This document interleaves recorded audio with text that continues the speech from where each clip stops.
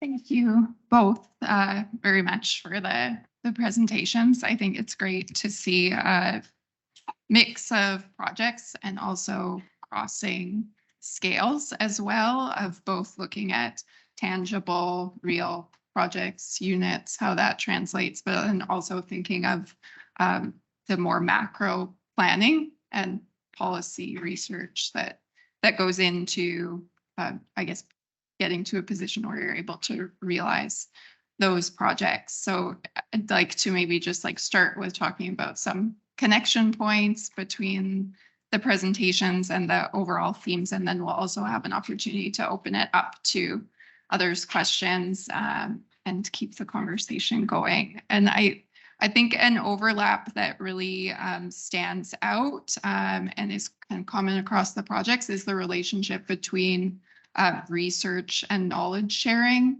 and projects or practice more generally. So whether that's with the tower renewal and the policy papers, or thinking about the research around rehousing and the yellow belt, or kind of digging into the history of these sites and the way that they have evolved over time. So Maynard too, and those kind of pressures around it, and how it can, embedding that research can really lead to new projects. So I wonder if you could maybe speak a bit to the approach to that relationship between research and projects a bit more to elaborate on.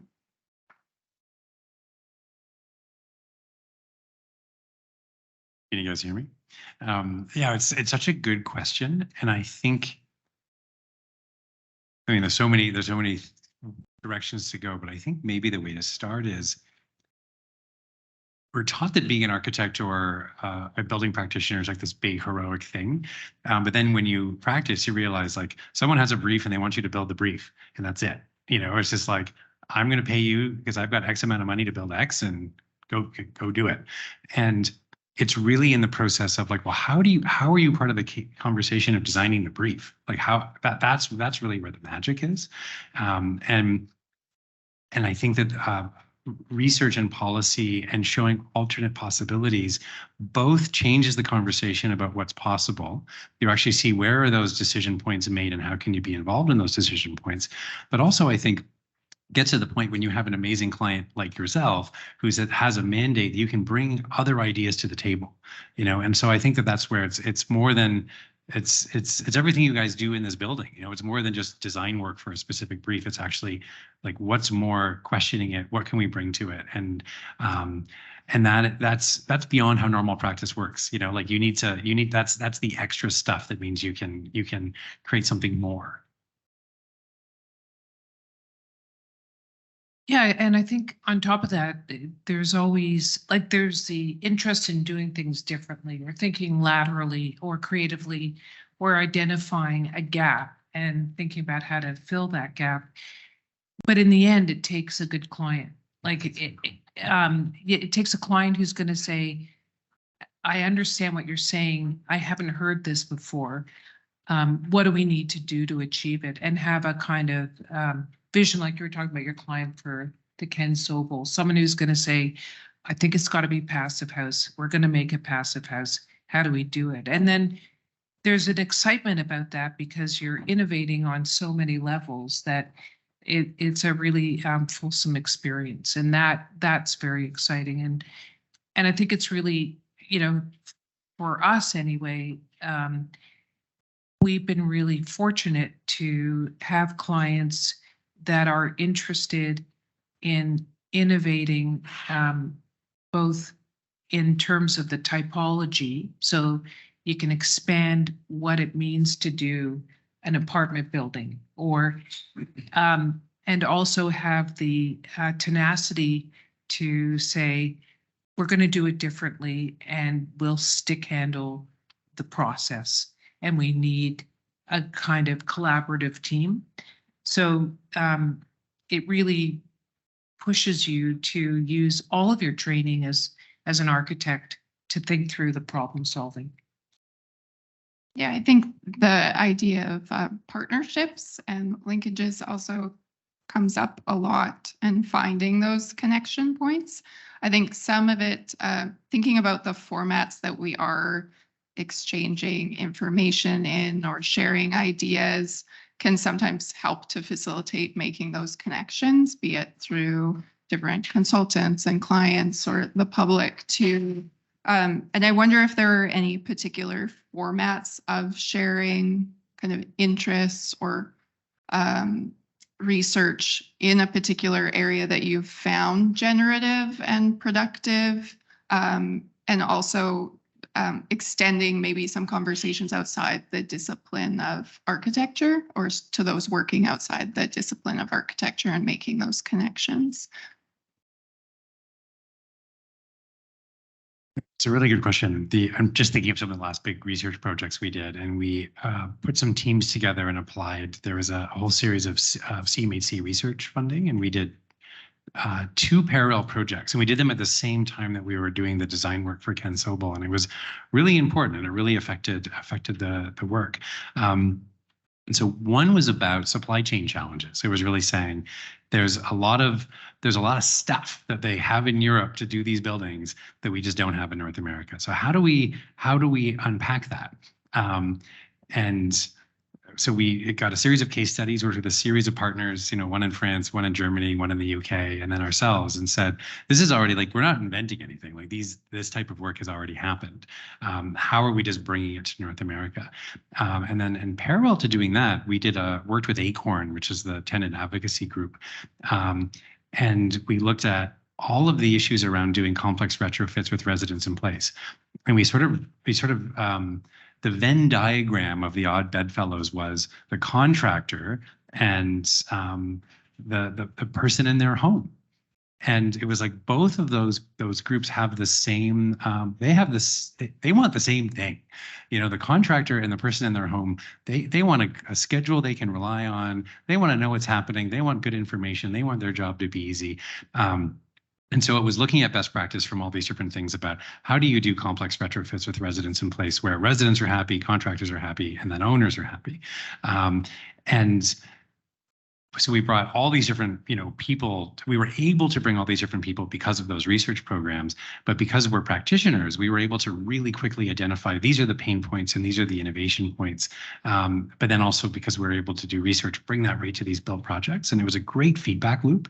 And I think that as people working in the field, I think it's really important. It's important to work in the field and build stuff, and it's important to do research because it just creates that feedback loop. It's interesting because I think for us, it's really been more of an experience of boots on the ground research. So a lot of times it's the nature of working in the public sector that the grant programs are really fast and furious, and you are always in the position of saying, yeah, sure, we can finish this in a year. And everyone participates in the fiction. And even if it's a year and a half, it's still a fast track process. And so at the same time as you're designing something, you're also learning about the client and learning about those specific issues. So at the same time as we're designing things, we're also researching things. But those are really, unlike your kind of policy work, for us, it would be things like, how do you prevent bed bugs? Well, you do a lot of research around that and best practices, and you might have to work backwards to go forwards to actually implement it. And then the interesting thing that we've seen is a lot of the issues that we've dealt with in terms of housing, say underhoused people or what used to be called hardest to house people, is those issues have to do with things like, poor health outcomes, climate change issues. And so the research that we've done for that particular group of people is now the research we're actually applying for, say, libraries, because libraries are facing a lot of the same issues. So for us, it's been a question of developing a community of partners in a whole host of other fields: healthcare, fine arts,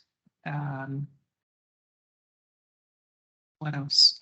Finance, and really going back and working those connections and expanding it that way.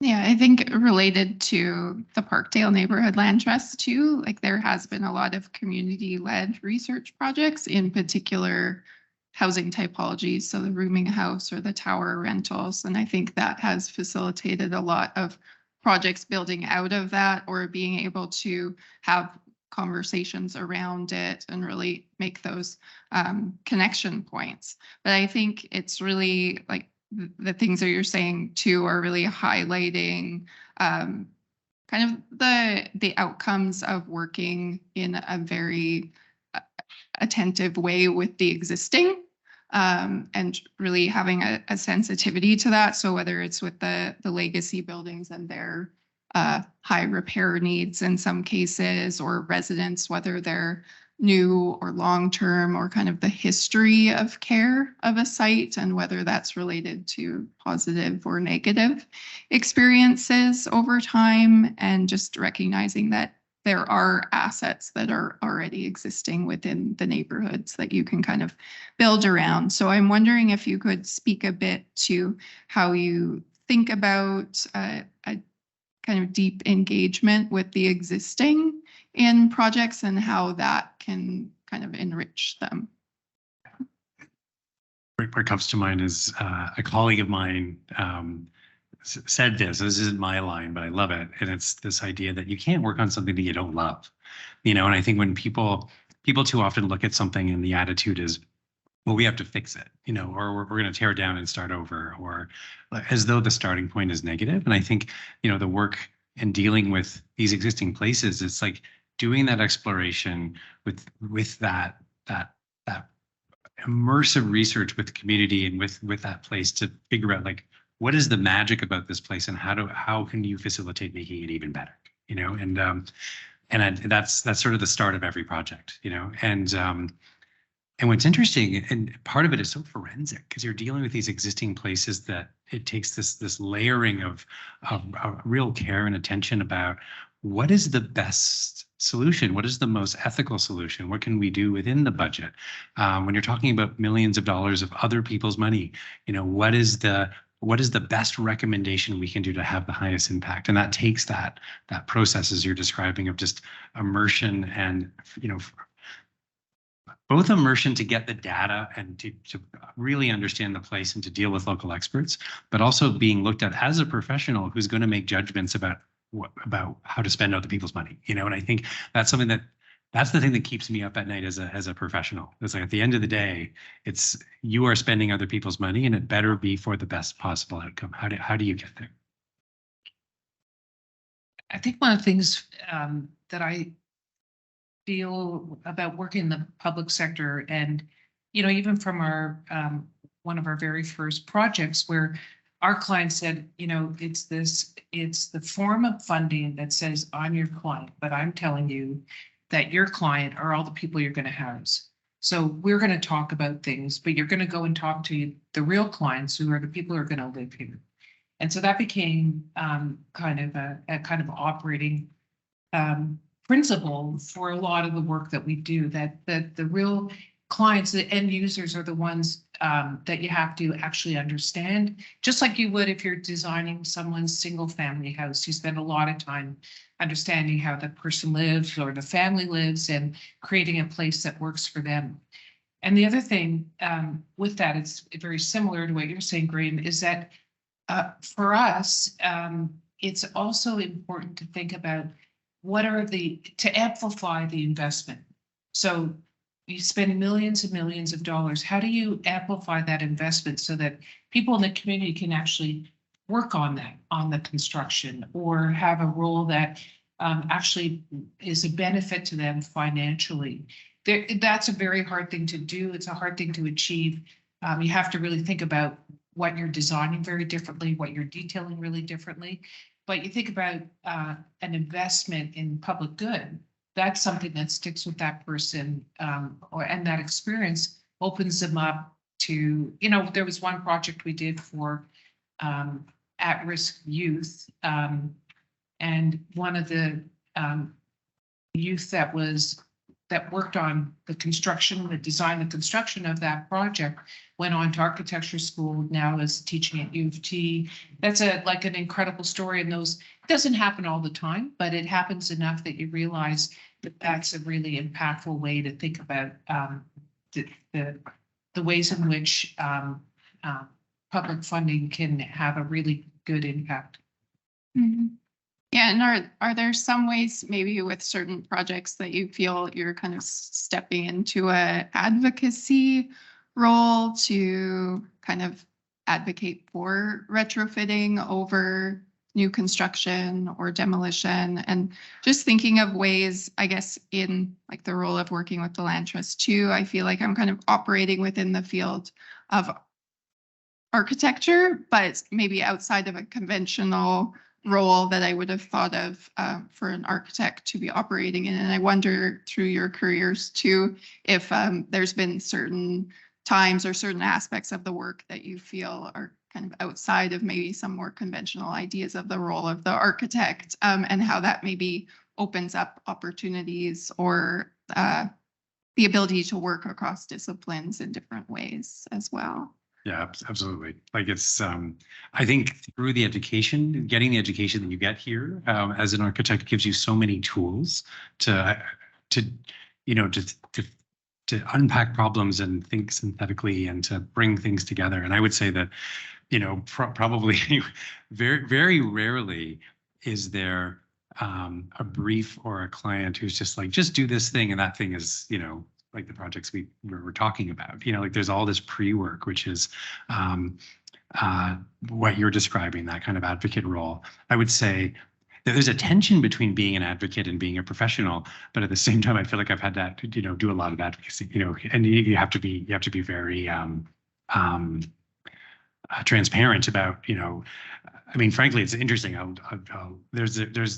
There's a perception of conflict of interest because suddenly you're saying, well, I'm advocating for this. And it's like, why do you just want the job? You know, and I think that's in a sense why we created the nonprofit, because we had to really separate commercial architecture practice versus a nonprofit research organization who partners with NGOs and partners with academics, and to really kind of church and state, you know, because in a sense, the advocacy required to push a lot of these things forward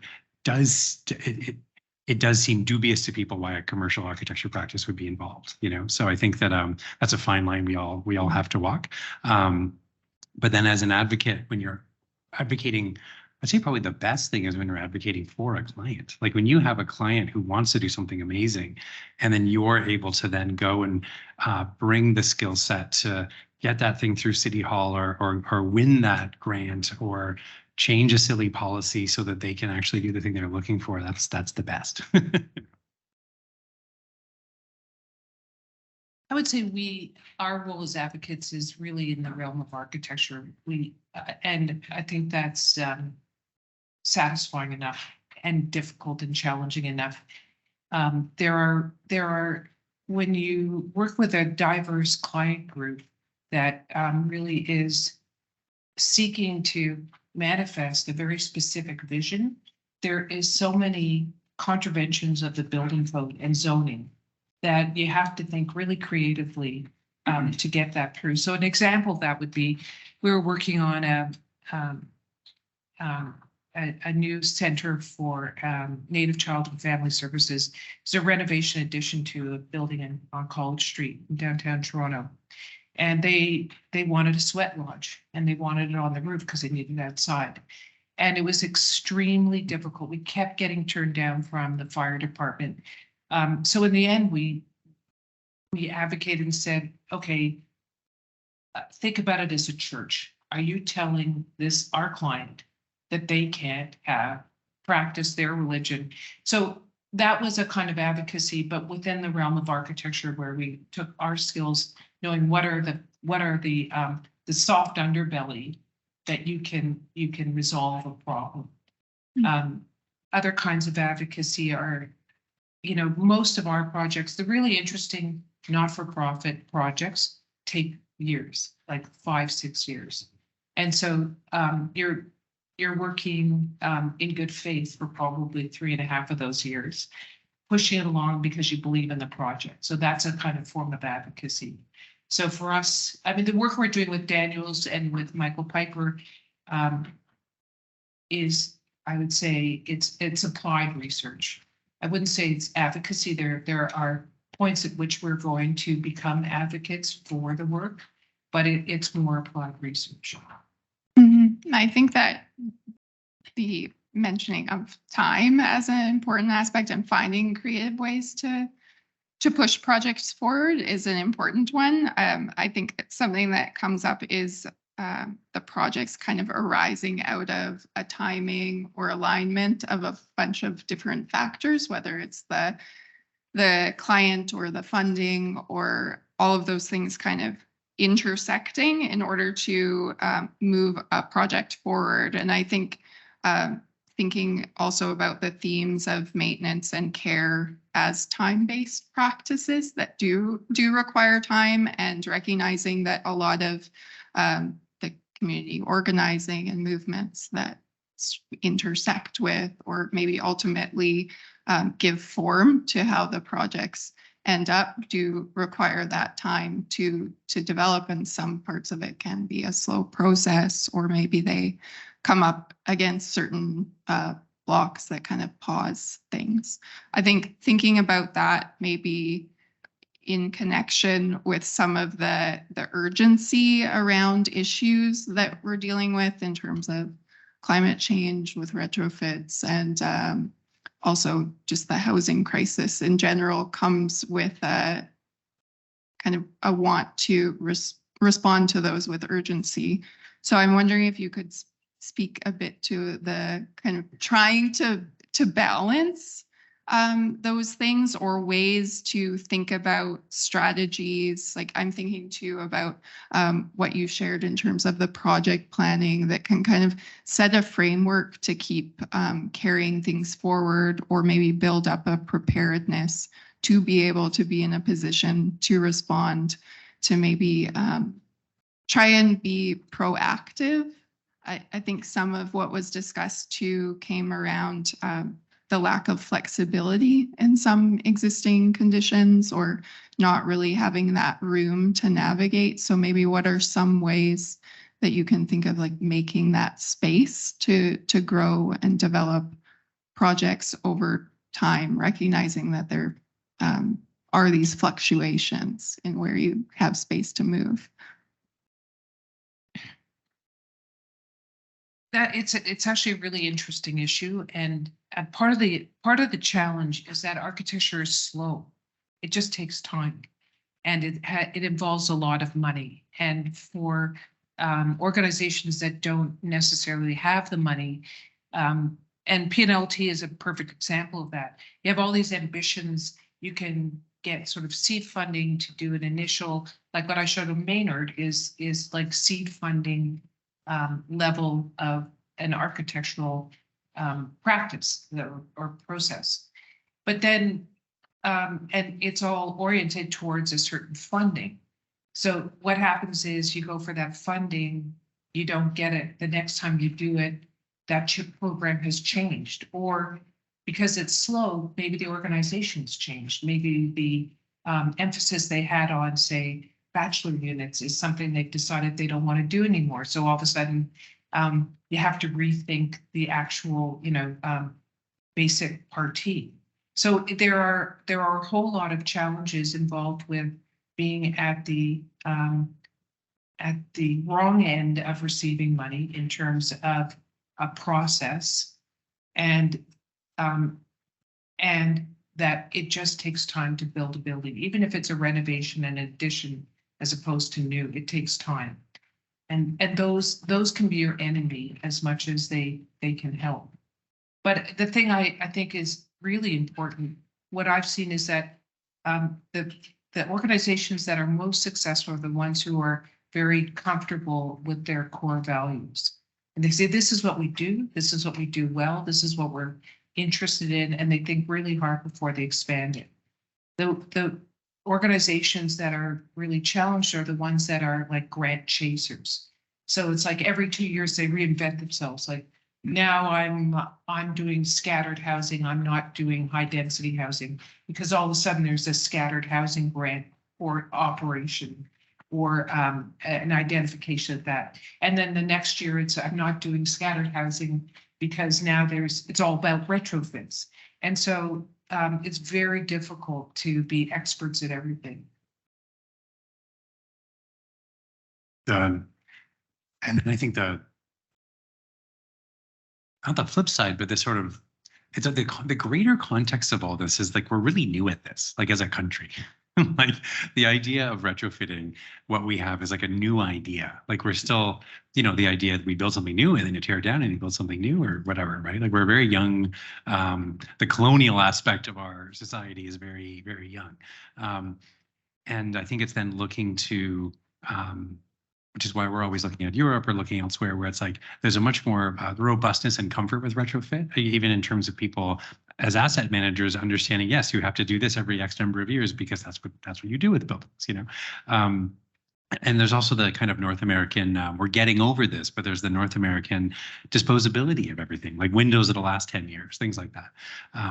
And so the reason I'm mentioning this is that I think that the work that we're all doing is novel. And I think that the goal is that when you do it, you actually learn something through practice.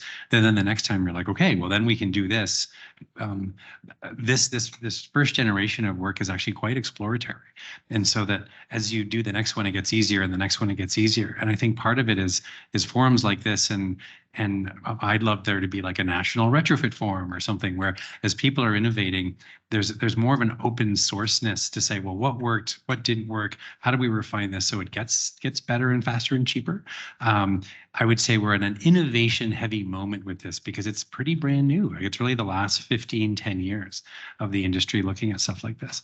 And it has been largely because of public money, so let's hope that public money stays and expands, but also that's we all take a deep breath, but also that sharing and that open source expertise means that these projects get easier because there's just more common knowledge.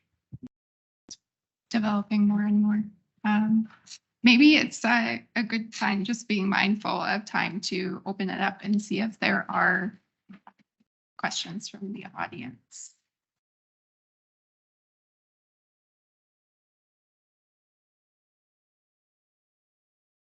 Thanks. So thank you all for your presentations and the moderation. It's been it's really honestly making me feel optimistic about the future, which I think is something we really need.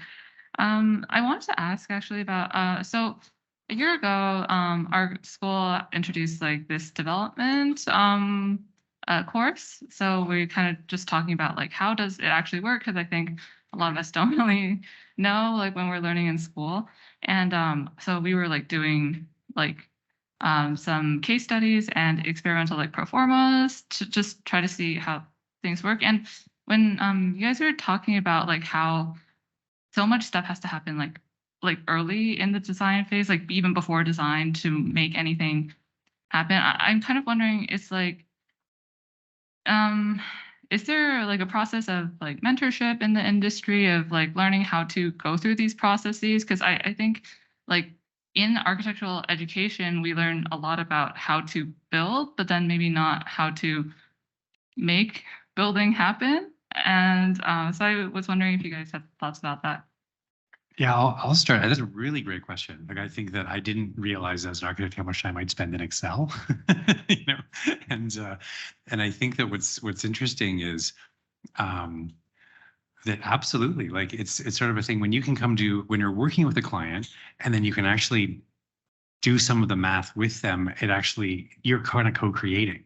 And I've also found that working a lot, having been lucky enough to work a lot with public and nonprofit clients, there's actually an amazing economic aptitude because they have to survive on the margins are so thin that they're so astute at actually how to manage themselves financially, where I think some private clients are kind of sloppy about it, because it's just what, whatever their business model is. So that's been my experience. So I think that I don't know when the magic moment was where I understood how to put a pro forma together, but somehow it happened, so I think that having a course like that is completely aligned with how do you get the most I think with a project, let's say where there's more capital cost to doing a high performance project. So you have to look at, there's a capital input, but how does that then relate to operationally? It's less to run operationally, and how do you balance that out? And I think being able to speak to that, because to this day, funders will still say, or you'll go to the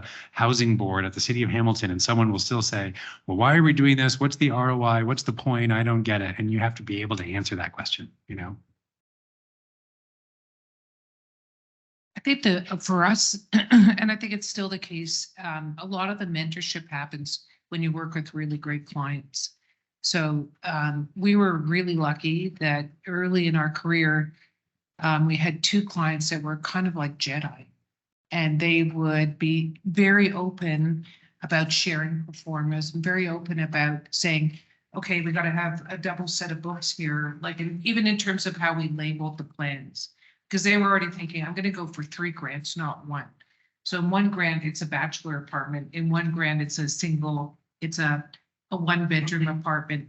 And, you just listen and learn and then start to iterate on that with other clients. And through working, you actually understand. Again, it comes down to where are the programs? What you really learn is to be really nimble and to really understand what are the core issues and the core arguments you need to make to be successful.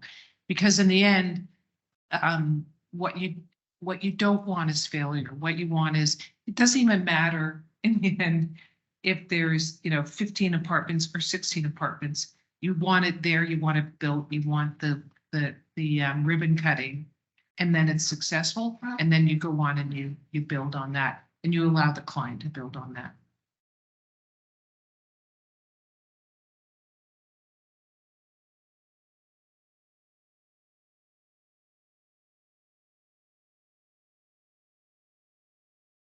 Hi, so this term we've been looking a lot at affordable housing, mainly along the LRT that's being developed across the Kitchener-Waterloo region. And a lot of the projects we've looked at so far, they've been proposed as affordable or meeting a high affordability quota. But then when it comes around, like they're unable to maintain this status and they don't fulfill the function because of either like lack of funding or the rising rent prices. So I was wondering, speaking on your projects that you've worked on, how do you keep the buildings fair and affordable as the cities and the neighborhoods surrounding them are being gentrified? I don't, I didn't catch all the first part as to why the ones are failing. So it would be great to we can chat after or whatever. But I think it really goes into, I have to say, I feel very lucky to work with really good nonprofit or public clients because they just have a mandate to do that. The projects are built around it. I think the hardest thing, we haven't really talked about it yet, the vast majority of people of modest means and people who otherwise would be living in affordable housing live in private housing. I think the vast majority of quote unquote affordable units in this country are low rent private buildings.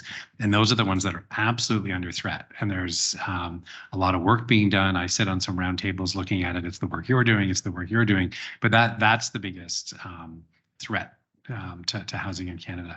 And there's no magic bullet. There's a lot of thinking and I think some probably big government moves that need to happen. But it sort of goes back to the pro forma question, because at the beginning of it, when you're working with a nonprofit client who is like, these are the rent levels, like full stop, that's what we offer.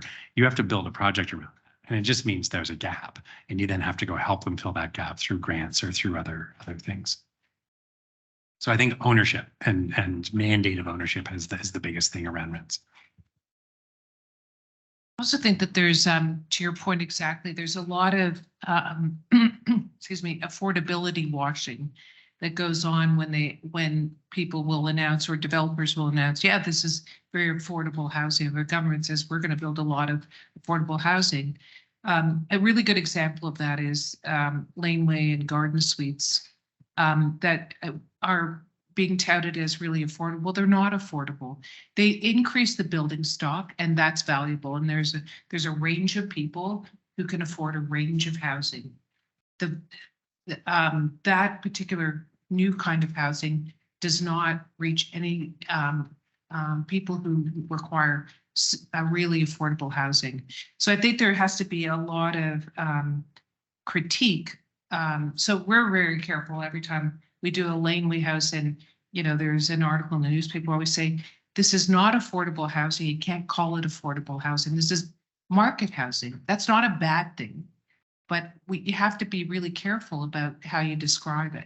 And to Graham's point, the people who are really good at creating affordable housing in the range of truly affordable, and even in that range, that's a broad spectrum.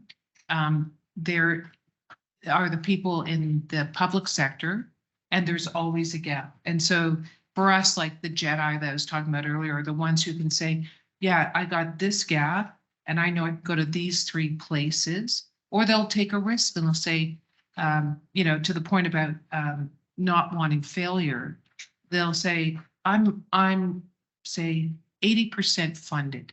We're going to start, and I know where I can go to get that last 20% because I'm going to kind of raise the specter that it might not look, might not work unless I get that 20%, because they all know that there's all this money floating around. And so it's actually understanding who your funders are and at what point to approach them.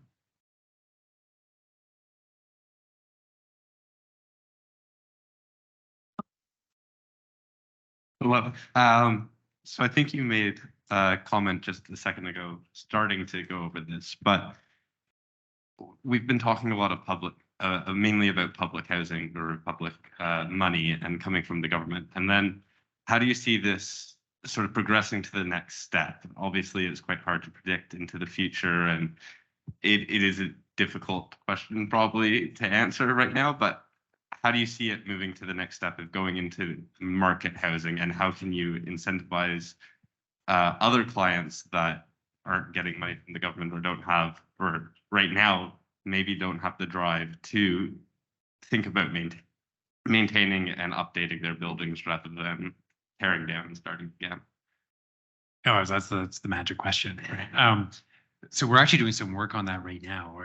We're part of we're co-chairing a roundtable with CMHC and bringing all these people together. And our job is, just because we've done enough retrofit work on these buildings, we can provide real data. It's like, this is what it costs. These were the risks. These are the durations, that type of thing. And I don't even know where to begin with the question. It's like a big one. That's like a whole seminar. The cheeky thing I'll say, which is probably more, big picture, is that I would say Canada has gotten kind of a free ride. Canada underinvested in public housing as compared to G7 countries, full stop, less than the US. And where most of our affordability came from were these legacy apartments. Legacy apartments, I think, are phenomenal for so many reasons. A lot of them were actually through mortgage programs in the 70s that had public support. So you could say that there was actually some public investment in those, the limited dividend housing and all that stuff. But essentially, it's private housing that has provided this amazing amenity of allowing newcomers to find affordable housing, housing hundreds of thousands of people in the region. That's now under threat because of all these different market pressures. It's under threat because it's aging into disrepair, or it's under threat because it's being upfiltered because there's housing supply pressure, so people are raising the rents. And the cheeky thing that I would say is that, well, you know what, there's a massive, if you want to, the goal is to keep it affordable and to not lose those affordable homes. The solution will cost lots of money. Like if there's a left to market forces, this housing will become unaffordable, period. So the solution is, and these are the argument we're making, building your way out of it will cost you $500,000 a unit minimum, or you can spend less money than that and keep it affordable in other means, whether it's a direct rent supplement, whether it's buying the buildings, whether it's creating some encumbrance on that building through give the landlord money, but they can't raise the rents. Like there's all these things, but it's going to cost public money to do this. And I think if you look at it sort of longitudinally, there's been a massive underinvestment over the last 3 decades in public housing, and now it's coming to roost. There's a bill at the end of the day, and that's the solution. There's no. Even people in government are like, "Is there a market solution?" It's like, yes, you lose affordable housing. Period. Anyway, that's my rant. Well, I think I just think it's important to add to that, that any kind of proposition that includes market housing, I think the underinvestment in public housing has meant that the investment in affordable housing in market development means in 20 years that goes back into the private hands, 100%. And that to me is a really poor decision that's based on a kind of political agenda that says the government is not in the business of housing. The government's in the business of stimulating the private sector. And if you want affordable housing in perpetuity, it's got to stay in the public hands, because all the programs, including rent supplements, go in and out of favor. So people who had rent supplements and housing organizations that relied on them all of a sudden have a double shortfall because the government of the day decides not to invest in rent supplements anymore. So the only way to do it is to have a truly public housing program. And what that does is it not only ensures that that those units are kept affordable in the long term. But it's really interesting. What we've noticed is that a lot of the first round of housing, like from the 70s, late 60s, 70s, that is really truly public housing and cooperatives and other forms like housing organizations that built multi-unit. All of their mortgages are paid now. All of their residents are becoming seniors. So they're saying, well, hey, I've got a parking lot here. We don't need a parking lot. They own the land. They can now reinvest, get a mortgage on their property, and build new housing that might be for seniors, move the seniors from the existing housing, a bit like St. Hilda's, move that into the new housing that's more appropriate for seniors. And then those existing units stay public and create new units for people. So it's a way to amplify the investment over time. So far, no one in government has realized that not-for-profits are doing that, because if they did, it's conceivable that they'd say, well, you can't do that. If the organization actually owns the land free and clear, they don't have to comply with any kind of government requirements. So again, I think that's where there's a kind of intersection between ideas about ownership and ideas about public housing, or the idea about where government invests, what their priorities are, and the respect that they have for people that are being housed there. That just sort of reminded me, and it really comes to the work you're doing, which is the innovation around the organizations that are providing housing. And I think that like what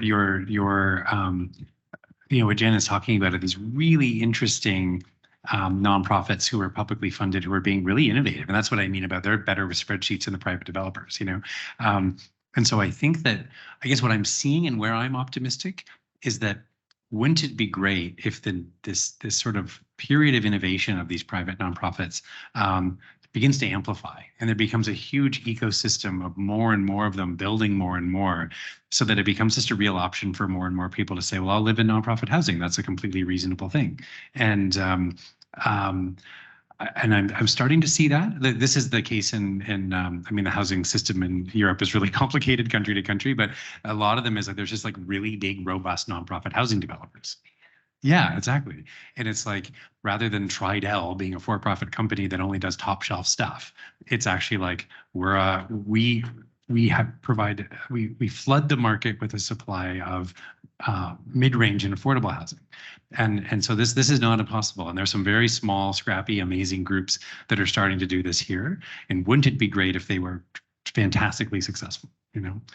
So I think that there's an innovation for people to sort of really think how who's supplying housing, what are the goals and mandates of those people beyond just de facto private developers. And just to the Doug Ford supply thing, because it's interesting how like housing is like the biggest policy issue of the day. I sort of look at that as like OPEC. So the idea that if you want to encumber the market, it'll solve the full affordability through supply. Like, first of all, if you run the models on that, that would take many decades to actually sort of level out if it ever were to. But also, it would actually mean you have irrational actors, because what you'd have is more like an OPEC situation where it's like, well, as soon as the price point goes low, then you crush supply, so the price point goes up. So it's like that's where these nonprofits come in that are actually the disruptors who are actually going to be building supply outside of that model. I really hate to intervene in such an important and interesting and robust conversation, but we're at 8:10. And I know there are many other people who had your hands up to ask questions, and I'm sorry, we've run out of time. I think what we should maybe do is turn it to, would you like to, Monica, say the last word and some kind of closing statements?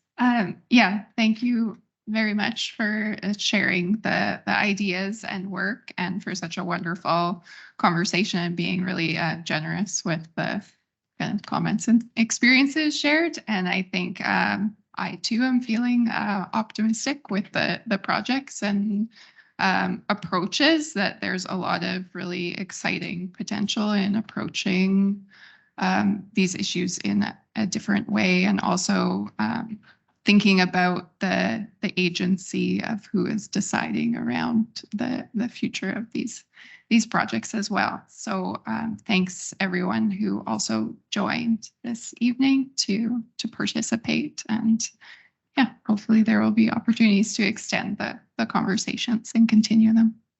Thank you.